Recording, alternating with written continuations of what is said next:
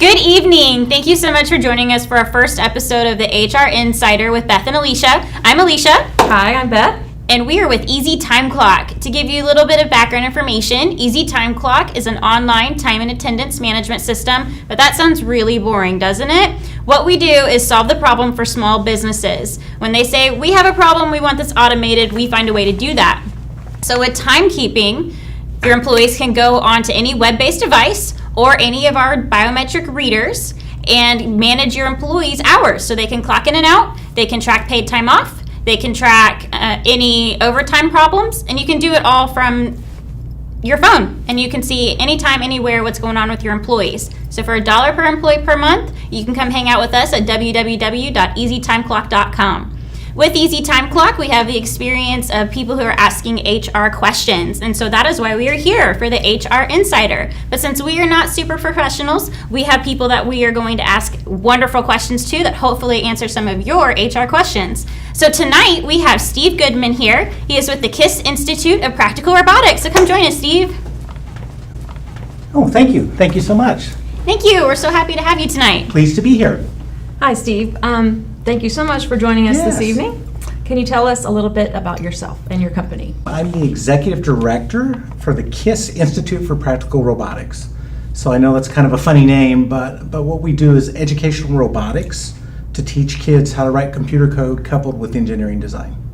Wonderful. So, Alicia, do you want to ask about BotBall? We had an amazing experience where we volunteered with his institution at the International Robotics competition in Norman, Oklahoma this summer, and I was amazed, and my son now is a huge fan of BotBall. So tell us more about that program. Sure. So we're a nonprofit located in Norman, and our mission is achieved through 3 primary programs. One is the Global Conference on Educational Robotics, which you attended. During that, we do our international BotBall competition. So BotBall, to answer your question, is a middle school, high school autonomous robot competition. And by autonomy, most people don't get what that is, but what it is the robots behave on their own. It's artificial intelligence, if you will. So the kids learn how to write computer code so that the robots respond to each other and respond to the environment on their own. And then the third program is the Junior BotBall Challenge, which you also got to see during the conference.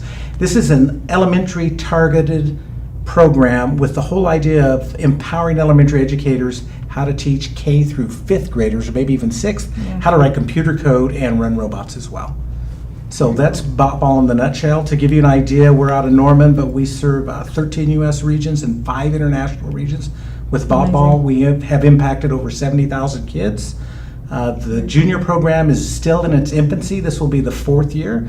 We're in about 400 schools impacting 4,000 to 5,000 kids. That's awesome. Your program is amazing. I mean, just a little bit that we've seen between some of the tables that we've been at and shared sponsorships with you, or from the competition, just hearing the excitement from all the kids, and just how cool is that to be like, I hang out with robots. I mean, that's just cool. Really awesome that you guys have that kind of opportunity. Yep. So your guys are right there in the whole STEAM and STEM, science, math, and all that. So with your experience and where we're going right now, we kind of talked a little bit about that before the show today. What are some of the things that you expect to see in the future? Some of the more programs that are going to reinforce this kind of learning? Yeah, so I would hope that in the future we see more experiential learning from the kids. In other words, we want the kids to learn things by doing it. We want them to create their own meaning and get this knowledge, and then we don't want them to just have knowledge for the sake of having knowledge. We want them to be able to transfer then what they know to be innovators and design things. I often tell people learning to code is just another tool in the toolbox. So we know the kids need math, we know they need language, we know they need communication, we know they have to learn how to write. They need all these tools. Well, one of the basic tools nowadays is learning how to write code, and when you put that in the toolbox, then we hope that these kids can take their knowledge beyond school and actually apply it in the real world. If they can do that, these kids can solve problems. They can solve worldwide problems. I mean, think of a problem anywhere in the world, whether it's hunger, whether it's global warming or climate change or whatever you want to think of. The solutions are not going to be made by us. The solutions are going to be made by these kids. And so the better we prepare them for the future, the better off we are. Excellent. Okay, I have a really personal question, because before we met you, I had no idea BotBall existed. And I know there's going to be parents who are watching that want to learn more about how do I get my kid in this program? So Great question. How can we do that? No, it's a great question. So we work with schools, we work with parents, we work with community groups. The best way is go to our website to check us out first. I mean, go check us out. It's www.botball.org. Our elementary program is www.juniorbotballchallenge.org. Check out the websites. There's an information button on there. You can click that and send us an email, and we'll get back to you. Awesome. So here at Easy Time Clock and at our HR Insider, we have a huge heart for STEM and STEAM. Anything that we can do to increase technology in the area or in anywhere, we are also worldwide, is extremely important to us. So having a connection like this with Steve and his robotics conventions and things is extremely something that is so important to us over here at Easy Time Clock. So I'm glad that we were able to kind of hear more about what you do, and I hope that in the future we're able to come up with something that we can help be more involved and continue that relationship and, check in a while and see what Sure. other awesome things you're doing. But, today I really want to get one of our questions answered from an HR professional as yourself. So you're having to take care of employees and manage, Right. International business, as a nonprofit. So that puts you Right. in some, really unique situations. Since you guys are so big on technology, what kind of things do you do to keep your technology skills current? Yeah, so on the actual robot technology side, that's easy. We have cutting edge technology. We've got professors of computer science and engineering around the country that work with us. So we're always working to amp that. And by the same token, as an organization, if you're promoting technology to kids, you also need to have technology that you use in your business. That means you need to use online resources. We try and use things that are in the cloud. We try and provide resources, apps, and things that are modern so that teachers can access them as they need them. One of the most interesting things is a lot of our kids that are programming now and teachers are actually writing code on a device, on a personal device like a phone or something like that. We hadn't wow. thought of that 3 or 4 years ago. Yeah. So it's almost unheard of. And the same thing with the payroll management and the time clock management and all that. It's really handy to have it in a device in your hand. That's excellent. I had no idea that you could do programming on your phone now. That makes Yeah. complete sense, but I definitely had no clue that we were there yet. Yeah. We've talked a little bit about this before we started interviewing, but we talked about different products that are out there to teach our kids programming, coding. Right. Can you kind of talk about your favorite and least favorite Sure. products out there? Yeah, sure. So of course our product is my favorite. Of course. There's no doubt about that. But I'm about kids, and I'm about educating kids. And more than that, I'm about educating kids who normally wouldn't have the opportunity to have access to these products. So I have a big fear because coding is really popular. There's a ton of toys and products coming out there that claim to be teaching the kids to code, and I think we're building a bubble because the kids do it, the teachers do it. They're really not writing any code. They're drawing some colors, or they're dragging some blocks around, which is maybe a good introduction, but it's not really teaching them to code. And so if we create a bubble where all these kids think they have the skill, but they actually don't, I think we're doing them a disservice. So my favorites are things that actually inspire kids. They're fun, they're motivating, but they're also rigorous. They're also real world, they're real deal. So why would I waste the time of kids teaching them something that's just for fun and a toy when I can actually teach them the real thing that has value? So if you're going to help kids, especially underrepresented kids, teach them something that will help them down the road.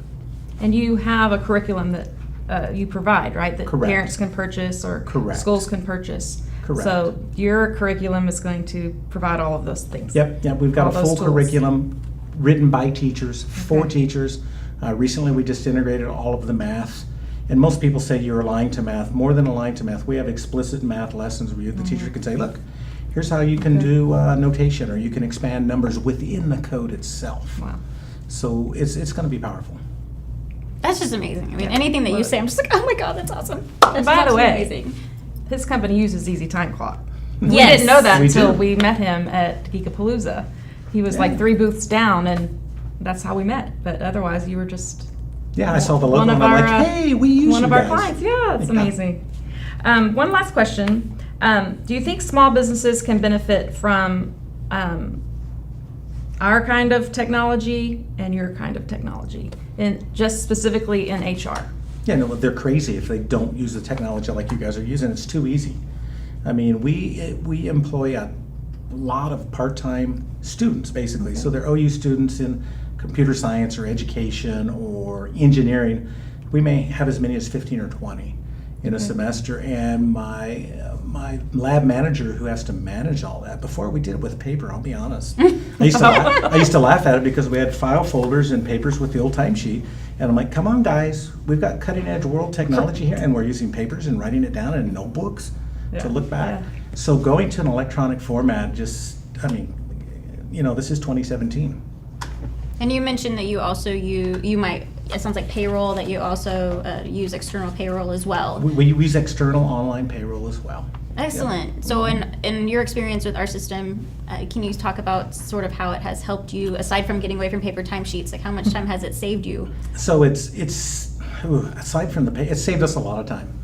Like right now, I'm looking at extra hours that people are putting in, because again, we're a small nonprofit. We don't have enough employees. We're running hard like everybody is. And so when I get ready to look and the board says, who's really going above and beyond, it's really easy. I can get in there online and I can go all back to whatever date you want, and I can look at the little report on the total, and I can say, okay, this person put in an extra 120 hours, the last 2 months. Wow. This one Yeah. put in this many hours, whatever it is. Right. It makes adding it up really nice.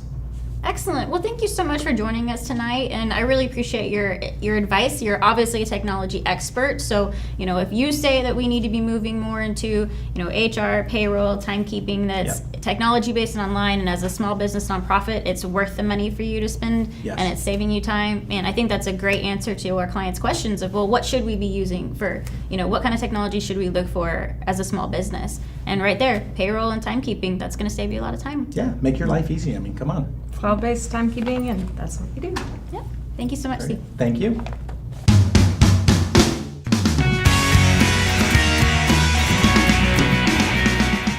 Thank you for watching our show today. Don't forget to subscribe to our YouTube channel for further shows that we do, and leave us a comment if you have any questions. Also, we would love your ideas for more topics, so if you have ideas, please leave them in the comments below. Thanks again. Thanks.